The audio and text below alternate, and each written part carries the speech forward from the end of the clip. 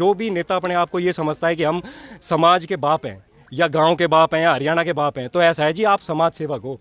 Vote, हमारे vote से आप नेता बनते हो, हमारे टैक्स के पैसों से आप नेता बनते हो। आप कौन सा नेता काम करता है, आप मुझे ये बताओ ना। वोट मांगने अगली बार आए, कौन सा नेता आएगा गांव में वोट मांगने? हम देंगे वोट।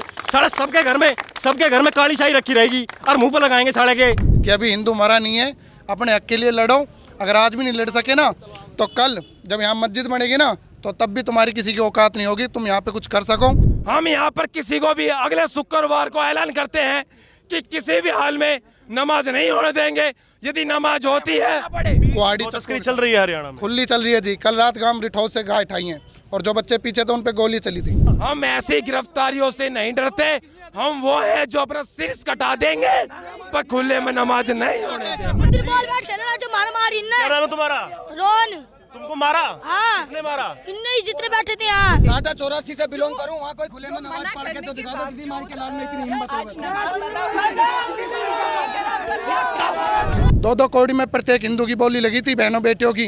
गुप्तांगों में हाथ दे दिया गया था, बच्चों को भालों पे टाक दिया गया था। और तुम जब भी सोते रहे थे, जब भी जातिवाद के नाम पे पिटे थे, फिर पिटोगे। जो अपने नेशनल न्यूज़पेपर्स हैं, आप इंडियन एक्सप्रेस को मैं पढ़ता हूँ जनरली, तो मैंने उसमें एक हफ्ते से न्यूज़ पढ़ रहा हूँ। उसमें सिर्फ और सिर्फ ये सिर्फ एक पक्ष की खबर दिखाई है, सिर्फ वो बायस्ड न्यूज़पेपर है पूरा।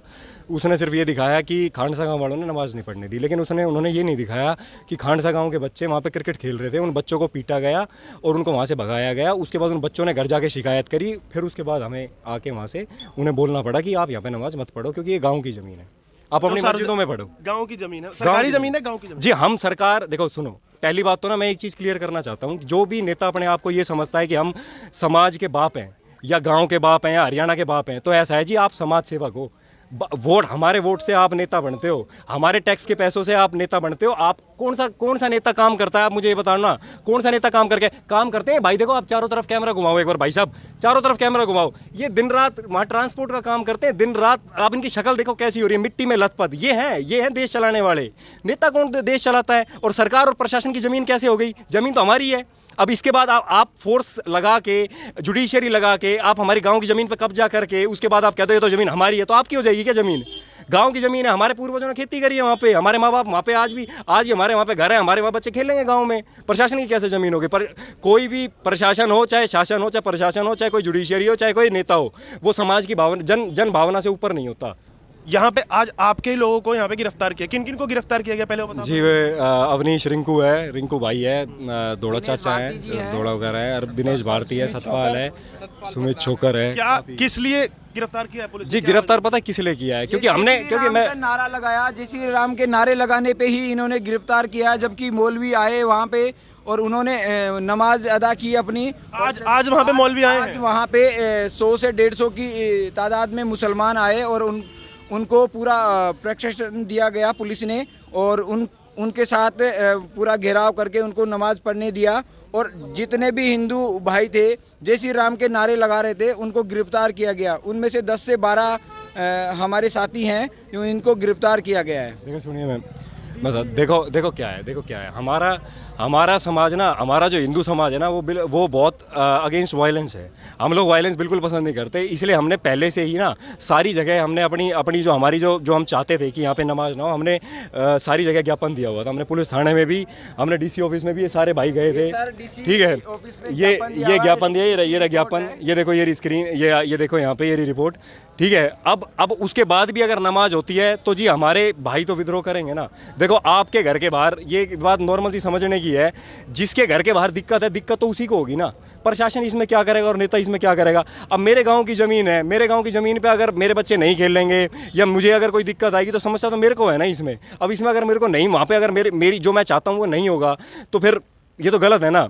दूसरी बात क्या, देखो, ये जो यहाँ पे जो यहाँ पढ़ाई जाती है ना नमाज, वो उन भाइयों, वे जो वहाँ उनकी तरफ से जो उनका समाज का ठेकेदार है, जो आके बोल रहा है कैमरे पे बार आके कि अत्याचार हो रहा है, ये हो रहा है। पहली बात तो वो नमाज पढ़ने आता ही नहीं था। शहजाद खान नाम, शहजाद खान नाम है उसका। वो नमाज पढ़ने नहीं आता, वो सिर्फ अभी 2 हफ्ते से आ रहा है, जब से विवाद चल रहा है, ठीक है। तो वो उनको पूरा स्क्रिप्ट तैयार करके दी जाती है कि हमें क्या बोलना है, किसको क्या बोलना है, कहाँ पे क्या बोलना है।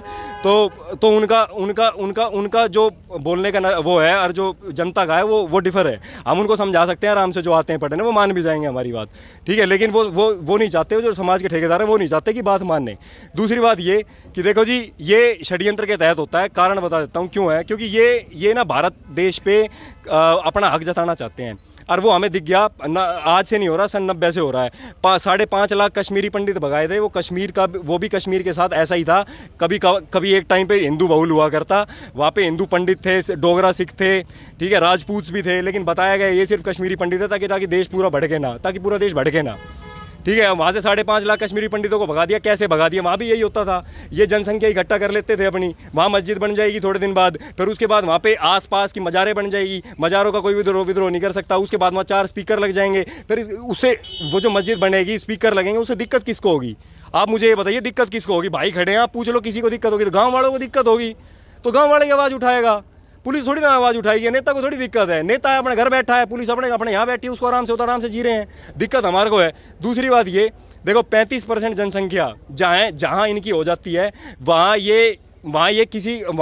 कोई और जाति का अपना नेता चुन ही नहीं सकता।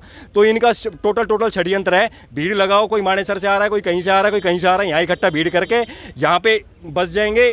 षड्यंत्र के तहत पूरा बसेंगे। 35% अपना जब तक वोट बैंक नहीं तैयार होगा, और उसके बाद ये नेता मुसलमान चुनेंगे, क्योंकि इन्हें रूल करना है और इनको अपनी चलानी है। अभी यहाँ नेता हिंदू है तो हम यहाँ प्रोटेस्ट भी कर सकते हैं, अपनी मांग भी मनवा सकते हैं। कल को मुसलमान नेता हो जाएगा, वो यहाँ होने ही नहीं देगा। छड़िए, ये हम कर ही नहीं सकते। ये जो हमें आज ये करके विद्रोह कर रहे हैं, कहाँ हो रहा है आप देख लो। केरला मल्लापुरम में कोई विद्रोह कर सकता है? बदेरी मस्जिद बन रही है। कश्मीर में कोई विद्रोह कर सकता है? केरल, पश्चिम बंगाल में देख लो क्या होने लग रहा है। आपने कहा अभी आपके नेता हैं, तो आप किसी स्थानीय नेता के पास गए या उनसे कोई मदद मिली? जी देखो जी, ऐसा है, ये मीडिया जो है ना, ये आज से नहीं 2 हफ्ते से चल रहा है। और मैं क्यों जाऊं किसी नेता के पास? नेता मेरा बाप है क्या? नेता हमारा सेवक है, वो खुद आना चाहिए। वोट मांगने नहीं आया था क्या? वोट मांगने तो जब भी आ जाते हैं ये सारे नेता, और जब हमारी दिक्कत आती है तो कोई सॉर्ट आउट नहीं करने आता। मैं क्यों जाऊं उसके पास? फालतू टाइम है मेरे पास। वोट मांगने अगली बार आए, कौन सा नेता आएगा गांव में वोट मांगने? हम देंगे वोट। सारा सबके घर में काली शाही रखी रहेगी और मुंह पर लगाएंगे साढ़े के। कौन सा नेता आपकी बार आओ, कौन सा नेता होगा? गाड़ी क्यों नहीं देंगे जी? गाड़ी देंगे, बिल्कुल देंगे गाड़ी। हमारी हम यार ये बताओ, हम भाई देखो जी, सुनो नेता घूम रहा है 5 करोड़ की गाड़ी में। नेता घूम रहा है 5 करोड़ की गाड़ी में। हमारे भाई आ रहे हैं 40-40 हज़ार की स्कूटी लेके। हैं क्यों ना दूं, क्यों ना बोलूं मैं? मीडिया की आपने बात करी, मीडिया ने आपका पक्ष दिखाया। मीडिया ने देखो जी, ऐसा है, मीडिया है मेन स्ट्रीम मीडिया जो है ना, नेशनल मीडिया जो है, नेशनल मीडिया को जहाँ से फंडिंग मिलती है वो वहाँ की खबर दिखाता है। हमारे पास कोई फंडिंग ही नहीं है। हमारे भाई सारे नौकरी पेशा आदमी है, ये कहाँ से फंडिंग कर देंगे? ना हमारा कोई धर्मगुरु फंडिंग करता, एक धर्मगुरु यहाँ नहीं आता, ना कोई यहाँ नेता आता, यहाँ कोई सपोर्ट ही नहीं कर रहे। यहाँ तो सिर्फ चुनाव के टाइम वोट मांगने आते हैं। और हमारे भाई भोले भाड़े हैं, ये अपनी जाति को देख के कि भाई जाति का है, थोड़ा बहुत इनको बहला फुसला देता है, वो उसको वोट दे देते हैं। शक्ति प्रदर्शन है, वरना अन्यथा अगर इन्हें नमाज ही पढ़नी है तो अपने घर बैठ के पढ़ सकते हैं। जहाँ पे काम करते हैं वहाँ पे इतनी जगह होती है, और सरकार ने इन्हें गुड़गांव हर मैन चौराहे पे लगभग मस्जिद भी है, तो वहाँ करें। मेरी तो बस यही है कि जो आज हमारे साथी ठाए हैं, उनको देख कर अगर किसी हिंदू भाई को कुछ समझ आता हो तो अगले शुक्रवार को अधिक से अधिक संख्या में आके यहाँ खड़े, और सरकार को भी बताएं, प्रशासन को भी बताएं कि अभी हिंदू मरा नहीं है, अपने हक के लिए लड़ो। अगर आज भी नहीं लड़ सके ना, तो कल जब यहाँ मस्जिद बनेगी ना, तो तब भी तुम्हारी किसी की औकात नहीं होगी, तुम यहाँ पे कुछ कर सको, तुम्हें उठा के फिर ऐसे ही बंद कर दिया जाएगा और चोंच बंद हो जाएगी। ठीक है भाई, तो करो। मैं गोरक्षा दल से हूँ। क्या नाम है आपका? मेरा नाम लकी है जी, गोरक्षा दल से हूँ मैं। अभी 5 से 7 दिन पहले सेक्टर 10 में भी गाड़ी पकड़ी थी, हमने इसी थाने में दी थी। उसमें एक गाय थी और 6 तस्कर पकड़े थे हथियारों के साथ। कुआड़ी तस्करी चल रही है हरियाणा में, खुली चल रही है जी। कल रात गांव रिठौर से गाय उठाई हैं, और जो बच्चे पीछे थे उन पर गोली चली थी। ठीक है, इससे पहले हमारे साथी भाई मोनू को गोली लगी थी। और अपने मेवात में ज़्यादा दूर मत जाओ। भाई ने बताया कश्मीर का, भाई ने बांग्लादेश का, इतनी दूर मत जाओ भाई। मेवात चले जाओ, 30-35 किलोमीटर है। तुम्हारी औकात नहीं है, ना प्रशासन की औकात है, ना मीडिया की औकात है। मैं खुला कहता हूँ भाई, ना प्रशासन की औकात, ना मीडिया की, ना नेता की, वहाँ कुछ कर सके जाके। ठीक है, चीला पचगांव जैसे बड़े गाँव में, और शेरगढ़ जैसे, जहाँ पे अधिक से अधिक लड़कियां लव जिहाद की शिकार हुई, और 95% लड़कियां वहाँ की हिंदू हैं, जो उनकी घर की बहुएं बन रही हैं। वो यहाँ से गुड़गांव से ठा के ले जाएगी ओढ़े, अपने आसपास एरिया से ठा के ले जाए ओढ़े, और किसी हिंदू की औकात नहीं वहाँ जाके ले आओ। और अक्सर ये घटना किसी न किसी के साथ हुई होगी कि रात को गाय उठा ली, भैंस उठा ली, गाड़ी उठा ली। मेवात में आपकी आंखों के सामने धरी रहती है वो चीज़, और आपको अपनी चीज़ के भी पैसे देने पड़ते हैं जब वो चीज़ मिलती है। ठीक है, ये है उनकी शक्ति। नमाज पढ़नी है तो अपना मस्जिद में नमाज पढ़ो, खुले में कोई नमाज नहीं होगी। हमारे लिए है ना, हमारे लिए मंदिर है, उनके लिए मस्जिद है।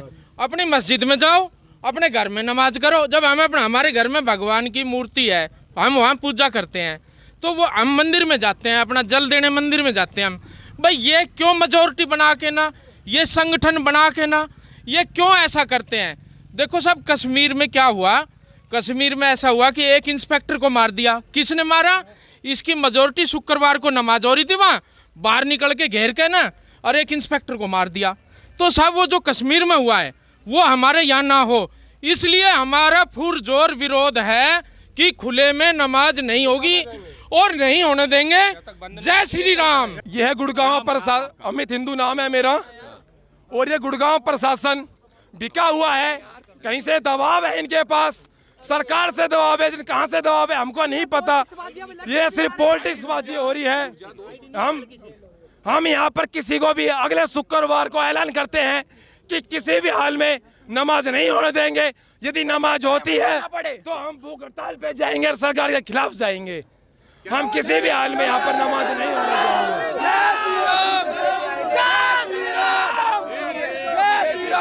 मेरा नाम है नीरज हिंदू। यहाँ पे नमाज हुई है, अगर अगली बार यहाँ नमाज पढ़ी गई, या तो मुसलमान नहीं या हम नहीं। क्या आपत्ति है? आपत्ति ये है, जुम्मा इनके घर वालों के, इनके घर में लेडीज हैं, उनके लिए भी नमाज होती है, तो वो अपने घर में पढ़ती है। तो इनको अपने घर में पढ़ने में क्या दिक्कत है? खुले में क्यों पढ़ते हैं? ये हमारी धरती माँ है, ये हमारे गांव की जमीन है, तो इनका क्या मतलब पड़ता है कि यहाँ पे आके बच्चे छोटे खेलते हैं, उनको ये पीटते हैं, उनको भगाते हैं, पीटते हैं, मारते हैं, भगाते हैं। 3 बार ये हो चुका है, 3 बार ये हो चुका है, छोटे छोटे बच्चों को मार के भगाया है। इनको काफी बार समझाया गया है कि गाँव की जमीन है, फिर भी ये यहाँ पर आके नमाज पढ़ते हैं, छोटे बच्चों को भगाते हैं। तुमको मारा है? उधर बॉल बैट खेल रहा, जो मारा मारी इनने। क्या नाम है तुम्हारा? रोन। तुमको मारा? हाँ। किसने मारा? इनने ही जितने बैठे थे यहाँ। इस बारे में शिकायत की पुलिस से? शिकायत क्या करनी है? अगले शुक्रवार को हम यहाँ पे आ गए थे, फिर भी ये अड़े रहे, इनको भगाया गया, फिर भी ये नहीं भगे। इतने में इन्होंने अंदर जाके कंप्लेंट कर दी, तो पुलिस प्रशासन बाहर आके हमें ही भगा रहा है। तो अब आप क्या करेंगे? उन्होंने कंप्लेंट कर दी है, अब हम अपना एक्शन उठाएंगे, हम अपना एक्शन करेंगे। जो हमारा ये आगे अभी आप भी देख सकते हो, पुलिस प्रशासन मुसलमान को सिक्योरिटी दे रही है, जबकि हम अपने यहाँ पे पूजा पाठ अभी प्रार्थना करने आए थे। तो इनका प्रशासन का क्या मतलब पड़ रहा है कि हमें यहाँ पे आकर रोके? वो आतंकवादी है, हम आतंकवादी है, इसलिए हमारे को गिरफ्तार किया जाता है, और आज भी गिरफ्तार हुए हैं। और हम ऐसी गिरफ्तारियों से नहीं डरते। हम वो है जो अपना सिर कटा देंगे, पर खुले में नमाज नहीं होने देंगे। जय श्री राम। ये नमाज किसके आदेश पे पढ़ी जाती है? इस साइड किसके आदेश पे पढ़ी जाती है नमाज? आपको पता? सरकार कहती है कि उन्होंने 37 स्थानों पे अनुमति दी है। कोई भी अनुमति नहीं है, कैसे भी कोई भी अनुमति नहीं है। क्यों नहीं है जगह इनके पास नमाज के लिए? क्यों 20-20 बच्चे पैदा करते हैं? बेटियां जब वो घर में नमाज पढ़ सकते, तो इनको क्या आपत्ति है घर में नमाज पढ़ने में? ये खुले में आके क्यों नमाज पढ़ते हैं? क्यों? ये हमारे हमें मार के भगाया गया है, हम यहाँ खेल रहे थे। आपने शिकायत क्यों नहीं की? हमने शिकायत की, 3-4 लोग आए, उन्होंने मारा, प्रशासन हमें लेके गया है।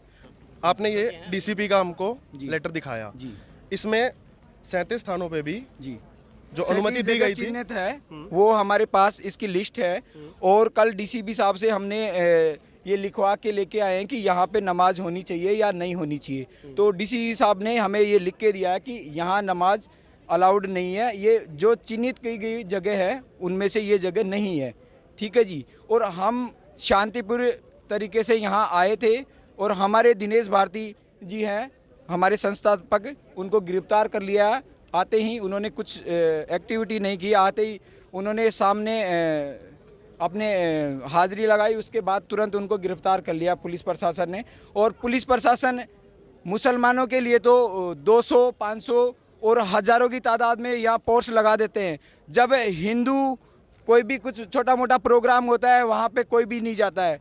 इनको इतनी सिक्योरिटी क्यों दी जा रही है और हमारे साथ ये दोगलापन क्यों कर रहे हैं? सर एक सबसे बड़ा सवाल ये है कि वो नमाज पढ़ते हैं, आपको किसने मना किया है?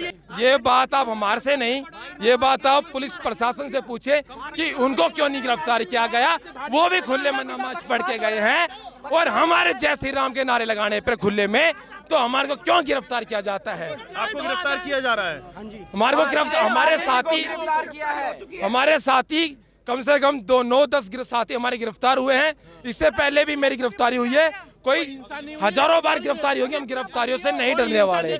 कोई नेता, कोई स्थानीय नेता आपके समर्थन में आया है? हमारे आया है हमारे बीच में हमारे हिंदू समाज भाई, समाज सेवक सारे हमारे साथ आए हैं।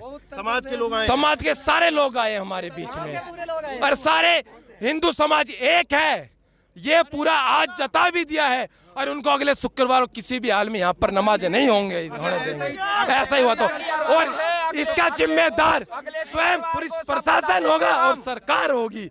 इसका स्वयं जिम्मेदार होगी सरकार और प्रशासन। अगर ऐसा ही चलता रहा तो कमिश्नर ऑफिस का भी घेराव कर सकते हैं। क्या? कमिश्नर ऑफिस का भी घेराव कर अगले हफ्ते। टाटा 84 से बिलोंग करूं, वहाँ कोई खुले में नमाज पढ़ के तो दिखा दो दीदी मार के लाल में इतनी हिम्मत है। तुम्हारी बहनों की फिर से बोली लगाई जाएगी 2 कौड़ी में, 2-2 कौड़ी में प्रत्येक हिंदू की बोली लगी थी। बहनों बेटियों की गुप्तांगों में हाथ दे दिया गया था, बच्चों को भालों पे टाक दिया गया था। और तुम जब भी सोते रहे थे, जब भी जातिवाद के नाम पे पिटे थे, फिर पिटोगे। और ना एक हो, गुड़गांव में एक हो। और अगले शुक्रवार हम ऐलान करते हैं भाई, चौकी थाना हम उठेंगे, फांसी होगी फांसी नहीं भी उठेंगे।